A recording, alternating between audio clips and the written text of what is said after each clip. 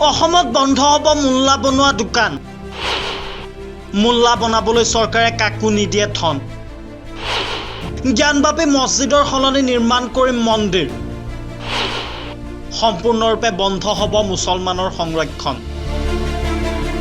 2024 লোকসভা নিৰ্বাচন চলি আছে।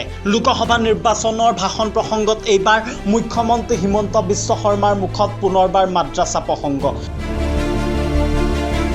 মুখ্যমন্ত্ৰী হিমন্ত বিশ্ব শৰ্মাই মাদ্ৰাছা প্ৰসংগ আওৰোৱাৰ লগতে মন্তব্য কৰিছে, এইখন হিন্দুসকলৰ ভাৰত, মোল্লা বনোৱাৰ দোকান আমি খুলিব নিদিওঁ। মোল্লা বনাবলৈ চৰকাৰে কোনোপধ্যেই কাকো টকা নিদিয়ে।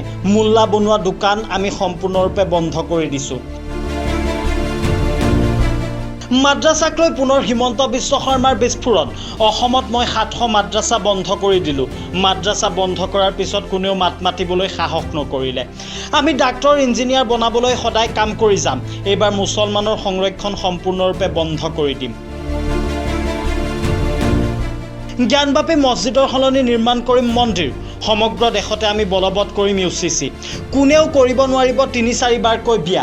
এনেদৰে এতিয়া ইছলাম সমাজৰ প্ৰতি বিস্ফোৰাত্মক হৈ পৰা পৰিলক্ষিত হৈছে মুখ্যমন্ত্ৰী হিমন্ত বিশ্ব শৰ্মা। লগতে মুখ্যমন্ত্ৰী হিমন্ত বিশ্ব শৰ্মাৰ এই মন্তব্যৰ পিছতে এতিয়া তীব্ৰ প্ৰতিক্ৰিয়াৰ সৃষ্টি হোৱা পৰিলক্ষিত হৈছে।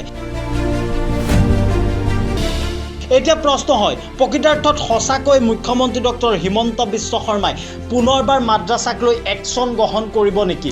মুখ্যমন্ত্ৰী হিমন্ত বিশ্ব শৰ্মাই মাদ্ৰাছা বন্ধ কৰি অসমৰ মুছলমান যুৱক যুৱতীক ডাক্তৰ ইঞ্জিনিয়াৰ বনাবলৈ সক্ষম হ'বনে? সেয়া পৰৱৰ্তী সময়ত হ'ব লক্ষণীয়। News desk, reporter any.